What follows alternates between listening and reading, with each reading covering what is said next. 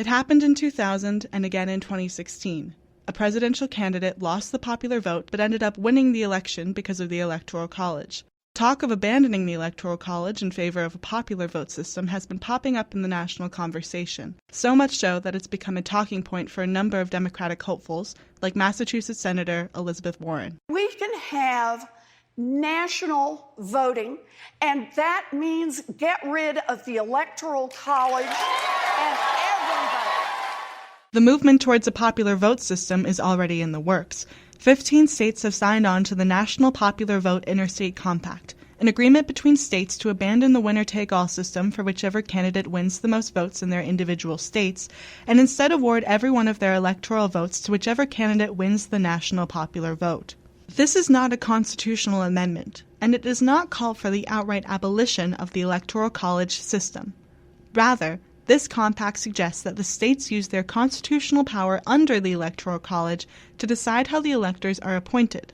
Dr. John Koza is the chairman of the National Popular Vote Group that is pushing the Interstate Compact. The Constitution has a built-in method for changing the method of electing the president. That winner-take-all system is state law. They're not in the Constitution. They were not debated at the Constitutional Convention. They're simply state laws that were adopted largely in the pre-Civil War period, and those state laws can be changed the same way any other state law can be changed. You simply repeal it and replace it with something else. But for those who defend the Electoral College, this push for a popular vote system means abandoning the original intentions of the Founding Fathers.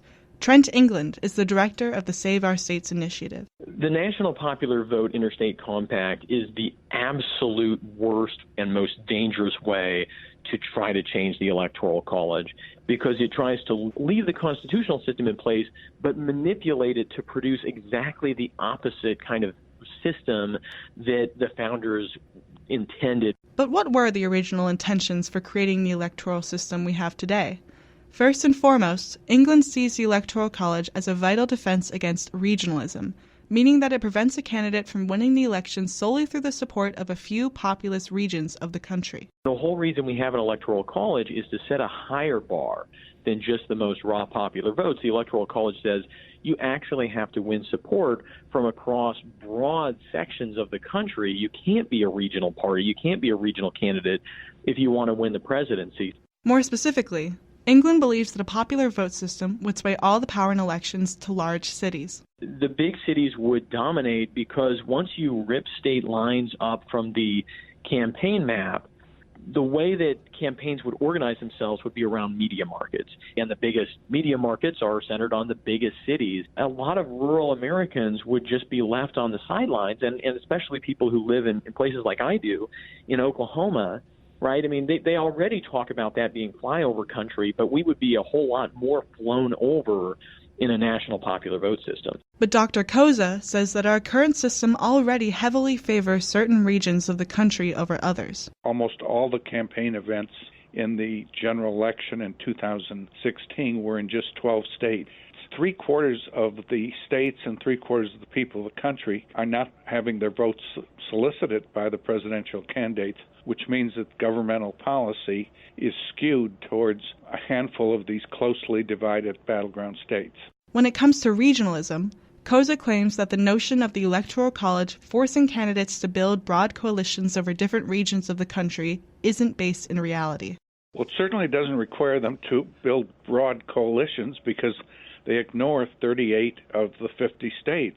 The reality is our country has been voting regionally since its founding 225 years ago, and certainly the current system electing the president has done nothing to alleviate that. Another major question when considering a national popular vote system is how that system would actually work in practice.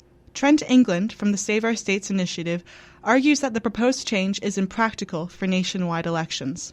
The problem with the national popular vote proposal that's out there right now, it doesn't even have a runoff mechanism.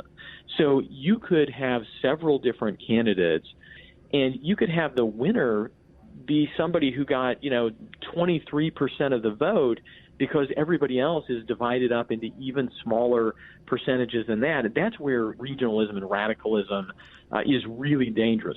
But again, Dr. Koza of the National Popular Vote Group claims that this is not a legitimate concern, as demonstrated in our gubernatorial elections.